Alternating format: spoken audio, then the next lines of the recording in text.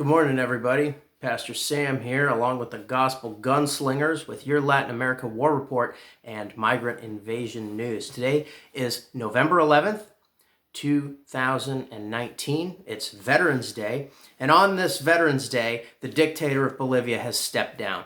There are a million reasons why this is important, and I hope that you are alert to the Red Dawn threat. If you're not following this, please go to my site, subscribestar.com/gospelgunslingers, and you can read my Latin America War Report as this situation has developed and really see the geopolitics behind it. Today we're going to go down through the Al Jazeera article. Of course, this is a leftist outlet. Like RT, Al Jazeera allows us to see into the mind of the left a little bit. We're going to go through their article on Evo Morales stepping down, and we're going to evaluate all of the doublespeak, press speak, and propaganda that's involved there. And the number one reason that this is important is that this is contrived. It is intended to be an archetype to force Donald Trump to resign, which is never going to happen in the name of Jesus. They're trying to take the moral high ground. The communists, the globalists, the leftists of the world are really attempting to set a precedent of this is what adults do when people attack them, when people come against them, and when there's any kind of a riot, then the president's supposed to step down. Evo Morales is a company man ever since he was a boy growing up in the Andes picking coca leaves. Today on Veterans Day, I'd just like to give a couple special shout outs. We're going to honor the 507th Parachute Infantry Regiment. They run the Pathfinder School out of Fort Benning, Georgia. And here's their beret flash. This one's a little bit worse for wear. Been to the field and back. You know, we have this tremendous history, and I feel like our military, for once, is going to really do their job, and we really need to honor them. You know, there is also the WHINSEC, Western Hemisphere Institute for Security and Cooperation, and they train Latin American leaders. They'll even let the Canadians come every once in a while, under the understanding that it is taught in Spanish. And the WHINSEC has graduated many leaders, many presidents, general officers of Latin America, and this is why Latin America has been successful in resisting communism so much.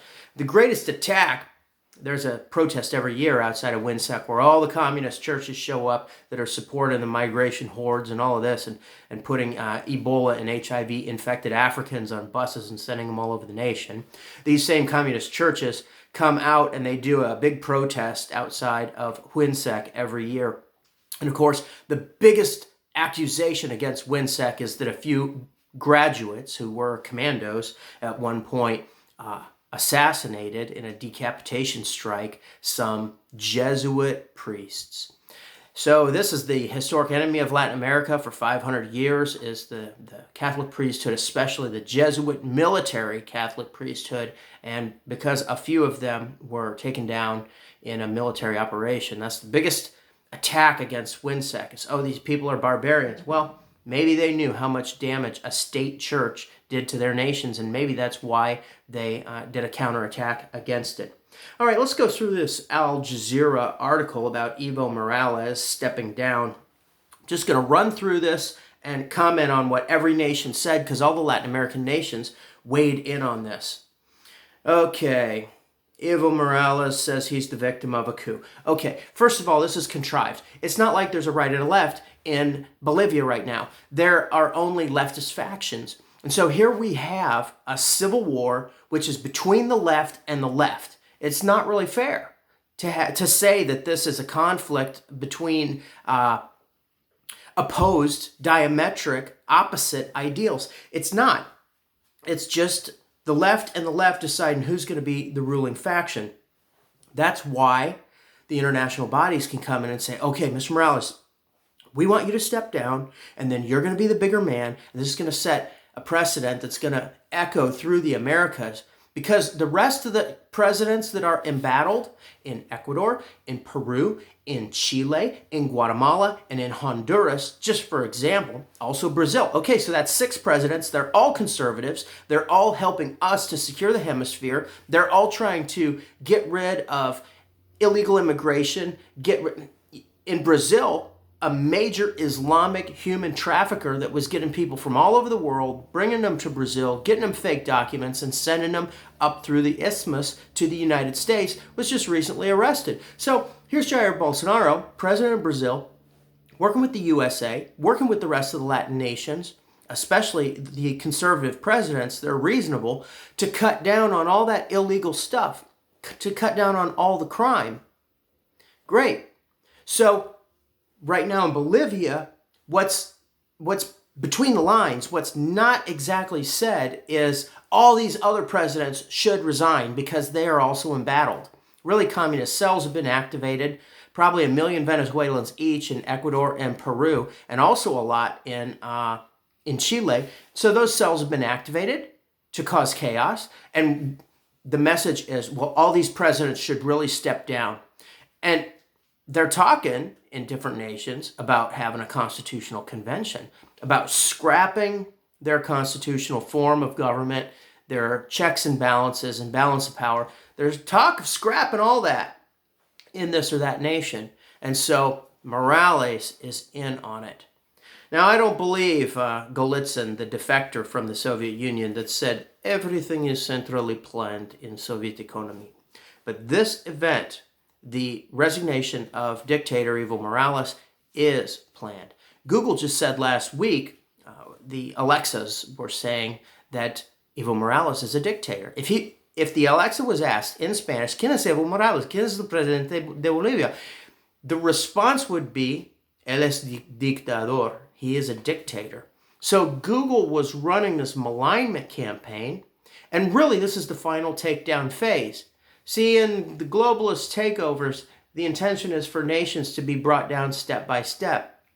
Earlier on, the workers' movements and the unions are infiltrated. Then a little bit later, they get into power. When they get into power, there's a construction of an oligarchy and the deindustrialization of the nation. It is gutted. It's brought down. The education is controlled. Subsequent generations are brought under Marxist, Leninist, atheistic programming. So as that happens bit by bit, eventually that oligarchy has to be taken down. There's an excellent Chick tract called The Poor Revolutionist. It's out of print, but you can read it online at chick.com. And it tells about how the people that do the communist takeover, the original partisans, will eventually be done away with in a later blood purge. So that's what's happening in Bolivia. We've taught about it for years. The Robert Welch has taught about it. You can see his videos from the 1960s where he talks about the gutting of America and how communist takeovers work. Alex Jones has talked about it. And there's a final takedown phase, always, where the nation is totally gutted and burnt down. It's just like the mafia. After they take over a restaurant, get their protection money, then they run it, then they go in and drink all the alcohol for free. And then when there's nothing left, they burn it down for the insurance money. That's what's happening in Bolivia. It's being burnt down for the insurance money. It is intended to be a failed state and a Wild West war zone so that it can be a launching point for other takeovers into South America, into all these other nations that are all around it. Bolivia is right in the middle, and it can reach out and support Venezuela. It can reach out and attack Brazil, attack Argentina. There's just no limit to the chaos that can be caused if Bolivia becomes a total failed state. Okay, let's see what the rest of the world has to say, and we'll just briefly comment on each one. Here's the article. The resignation of the last survivor of the so-called pink tide, which ushered in left-wing governments in Latin America 2 decades ago, prompted reactions across the region and beyond. Well, he's not the only survivor. You know, Michelle Bachelet from Chile is now running the UN human rights or something. She's heavily involved in Venezuela. Cristina Fernandez de Kirchner is the vice president-elect again in Chile. I really hope Bill Barr goes down there and arrests her, because we can try international criminals like her in the United States, and I hope that we do it. So the pink tide's still active. Cuba was a big duck in the pond of the pink tide. Nicaragua is still there. Guyana, one vote flipped in December, which made their legislature communist-controlled. Bam. So the pink tide's still out there. Daniel Ortega is the president of Nicaragua, a dictator. sex abuse trials in his family, credible accusations that his wife, who is the vice president, that her daughter was abused by Daniel Ortega when she was a little girl. She's grown up now. It's just a cesspool. And so this is the first statement that's not true, that the pink tide is gone. It was subsiding, but we've lost some elections. We just lost to a communist in Uruguay. That's bad. Okay, Antonio Guterres, the UN Secretary General, expressed deep concern. This guy is a communist. He sold out his own country. First of all, he's not Hispanic. He's from Portugal. He's from Europe. He speaks Portuguese. He probably speaks some Spanish too. But here's the deal. The guy is a troublemaker. He sold out his own nation to the European Union. So when Portugal got into the EU, this guy was a very big duck in the pond. He also sold out Macau to mainland China. So now when Hong Kong, another island that's kind of self-governing, is under pressure to be assimilated into the blob that is the Chinese mainland, this guy sold out his own Portuguese overseas territory, Macau, years ago. And of course, it's integrated into China. And because a civilized European first world power built that place, I mean, the infrastructure, they were salivating over it. The Chinese were. They wanted it bad. The buildings, the power stations, the water, the sanitation, they wanted it bad. And of course, little territories like that, when they take over, it becomes a model for them to take over the rest of the world. So don't believe anything that Antonio Guterres, the UN Secretary General, has to say.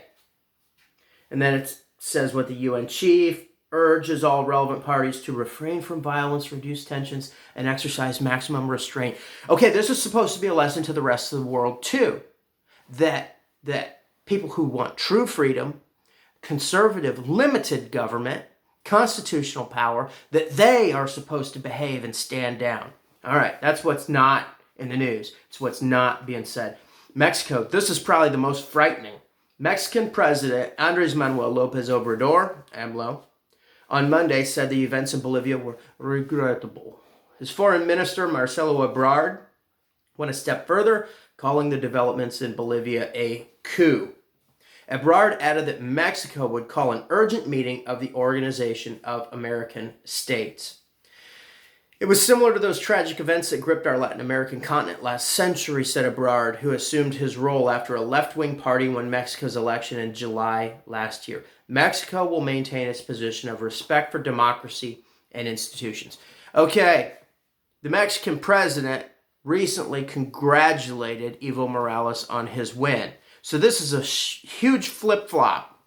And out of all the countries that are weighing in on this, Mexico is maybe the most important and the most potent economically and by population. I guess Brazil weighed in, so they're really number one, then Mexico. Mexico's our neighbor, though, so we have to watch for communist activity because it's going to affect there, it's going to go through there. And Mexico is the only civilized nation that had this happen, had leftists run against leftists. So, okay, over here is maybe the conservative, and over here is all these leftists. And then AMLO is to the super left. So AMLO wins the presidency. They weeded out these weak candidates, but there's nobody out here, over here, or even in the middle, running against AMLO. So they act like this is this democratic process for AMLO to have the presidency, aside from the 200 plus assassinations of candidates and incumbents leading up to AMLO's election, where he won and his party, his coalition, the Morena party, swept both houses of Congress and many governorships and mayoral offices as well. So for Mexico to come in and say, oh, we're watching the democratic process, Mexico will prove to be the example of what should not be done. And the OAS has not weighed in on the legitimacy of Mexico's last election. Really, Mexico has a history of, 2 elections ago, the election was confirmed by Barack Obama and the United Nations, or the European Union. And then, this is who confirms Mexican elections. Not an independent body, not a body that's led by any sort of a conservative that's for free government, which the Organization of American States is led by a conservative, Luis Almagro.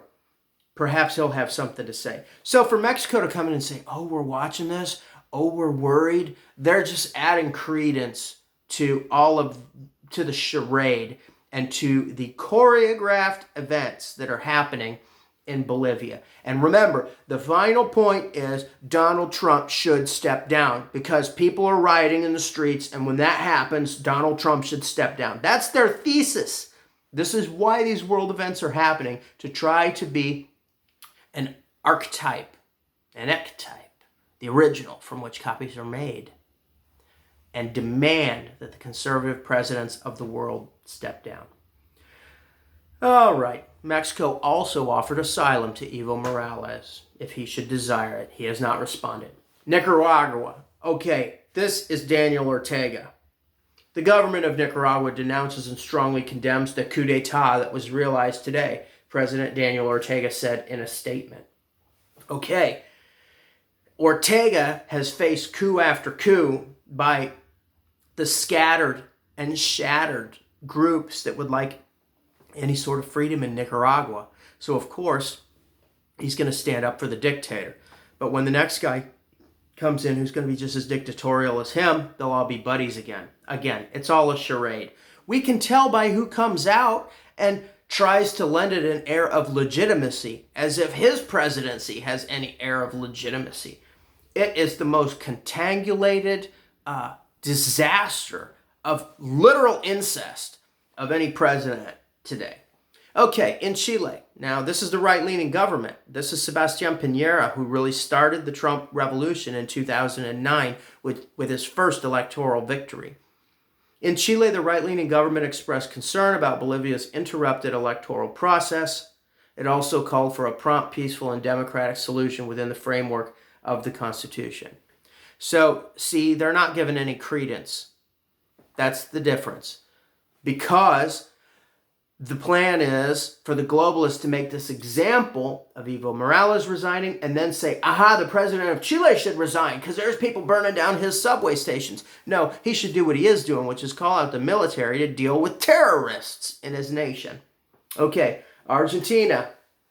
Here we have a conservative lame duck president. He's got 4 more weeks in office before the commies take over and try to take over the world from their base in Argentina. It's terrible and it's sad because this is a beautiful nation and they're civilized people. They're good looking. They got good food too. I'll tell you that right now. Maybe in the next 4 weeks, you would like to run to Argentina and see Buenos Aires, the Paris of the Americas, before it's communist controlled. Try to go do that and get a bife. That's what they call their steaks. Homegrown on the Patagonian Plateau by gauchos, the famous cowboys of South America. And let me tell you, it is good. About $6 will buy a steak and a glass of wine that's out of sight. Okay, Argentina's foreign ministry endorsed a report by the Organization of American States, the OAS, which recommended the holding of new elections and that the new elections should be carried out with all guarantees of freedom and transparency. So, the OAS found clear manipulation. They have gone in and looked at this election or that election, but that's the strongest statement that they've made, that I've heard. And this is an organization. There's some tin horn dictators and some Caribbean despots in there, you know, some real Banana Republic generalissimos from some Caribbean islands, but the majority of the OAS is conservative states right now. And so I really respect what they have to say, and especially their Secretary General. Meanwhile, Argentina's president-elect Alberto Fernandez, who will assume the role in December, said a coup had been carried out in Bolivia. It was a coup perpetrated against the president who had called for a new electoral process. No, he just defied the Constitution. But this is how these commies are. They're all criminals. They all support one another. So his running mate, the vice president, is Hillary Clinton. Cristina Fernandez de Kirchner, going now by CFK or by Cristina Fernandez. They're not related, by the way. Alberto Fernandez and Cristina Fernandez. He is just the shill that's been put forward so Cristina can assume power. if you want to have some fun, Google up Cristina Fernandez de Kirchner and Hillary Clinton, and you'll see the two of them together just cackling like hags. So let's see what he had to say. It's a coup. It's a coup. So these criminals stand up for one another. No sooner was he elected that Cristina went to Cuba, where she is until tomorrow. So she's there plotting with the Cubans how they're going to take over the rest of the Americas. And then Alberto Fernandez went to Mexico, gave speeches at the Universidad Autónoma Mexico City. And if you look at it, the room was filled, but there were protests outside of Mexican students that said, this guy's a communist, he's a fascist. I did a report on this. It's on subscribestar.com/gospelgunslingers. You can read all about the history, how fascism, literal from Hitler, has had a second life in South America, really uninterrupted, because there have been what's called Peronists, named after Juan Perón, Adolf Hitler's good friend. And the lineage goes straight to Cristina Fernandez and Alberto Fernandez today, who call themselves Peronists. That's what they say that they are. All right, here's the tweets in Spanish. Blah, blah, it's golpe de estado. It is a coup d'etat, which actually means golpe is a punch. It's a strike against the state. To count coup, the French Indians in the United States used to talk about that. Counting coup was to touch the enemy in battle, or to sneak up and touch them, sneak up and touch an animal. But it actually means a strike. And golpe de estado, coup, strike, de, of state, de état. État is state in French. So as Americans, we don't even really know what a coup is. It's a forcible overthrow of an established government, whether good or bad. All right, Venezuela.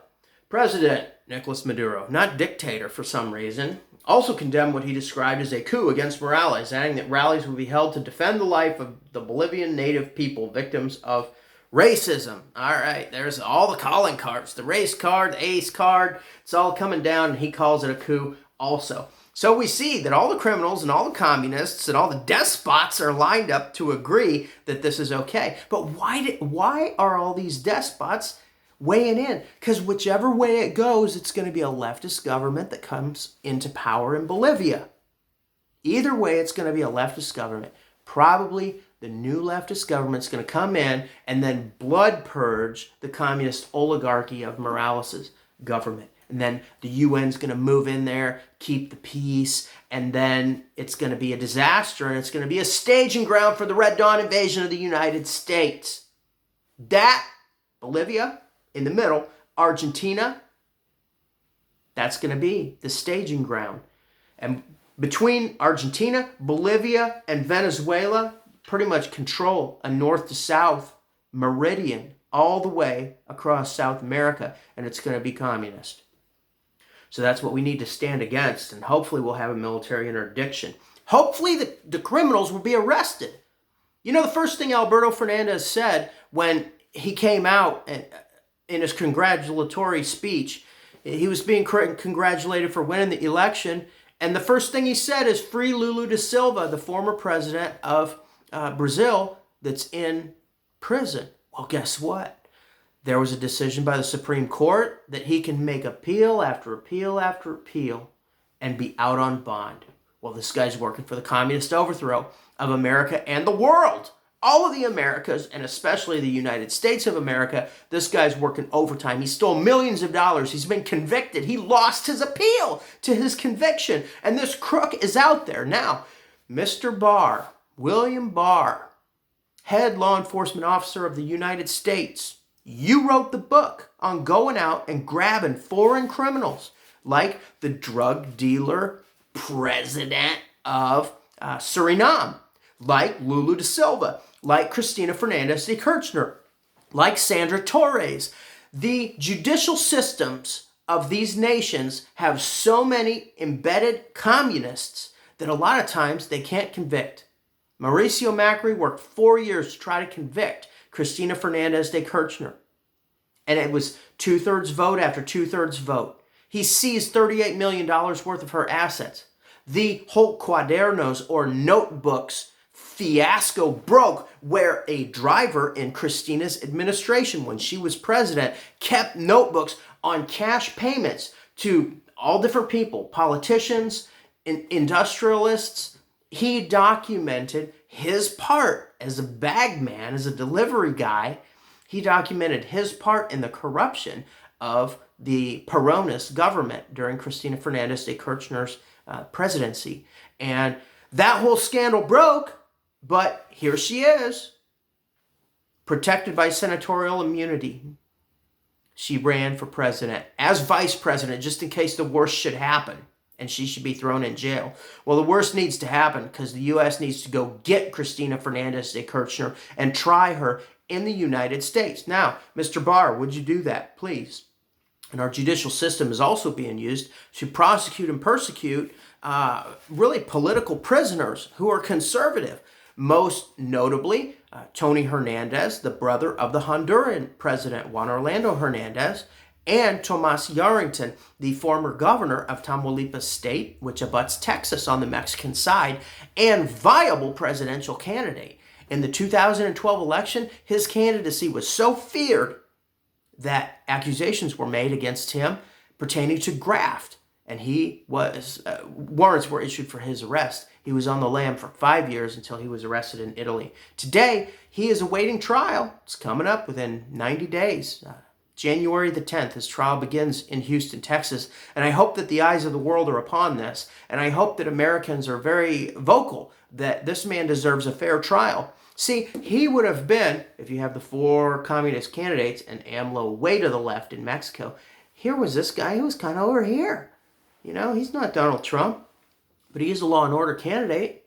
And he does want fair government of the people by the people. Let me tell you, the people that lived in his state under his governorship loved Mr. Yarrington. They loved Governor Yarrington.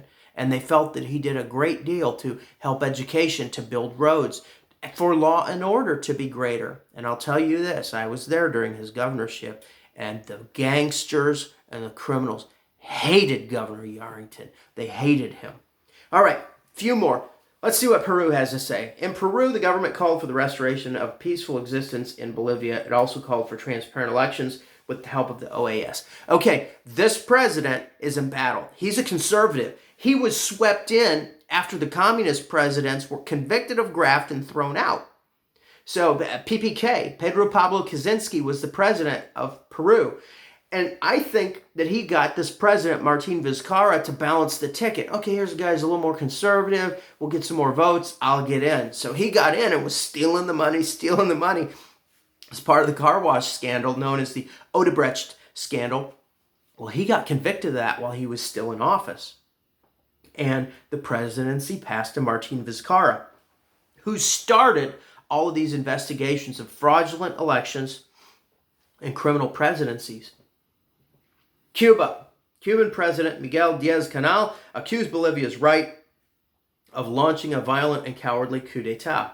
Okay, see, this is the big lie, that it's left and right. It's not left and right. Mesa's the opposition candidate, and he's also a leftist communist.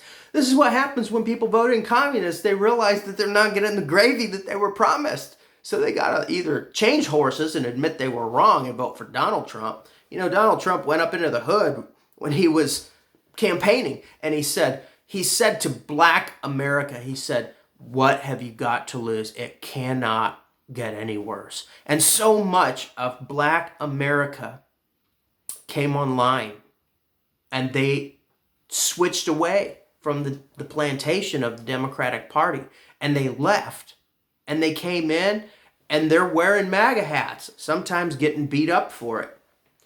So they've either got to do that when a person's been in socialism for election cycles, maybe decades or more, then they've got to either switch to the right and say, hey, let's get some conservative ideals. How about smaller government? How about the government agents stay out of our business unless there's like a grand jury indictment or something, and then we just build our nation. We'll build Bolivia. We'll build America, whatever.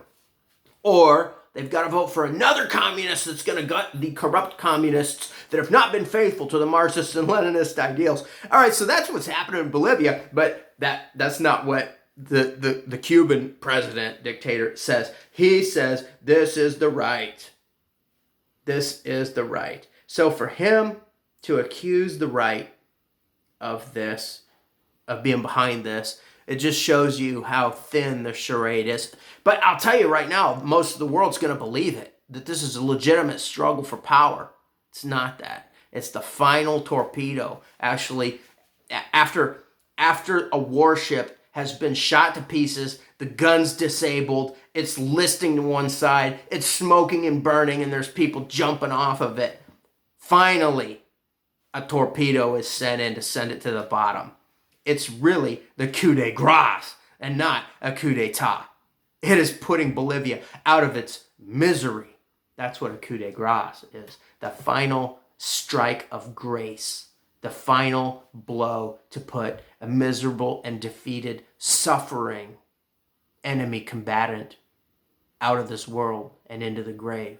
The coup de grace.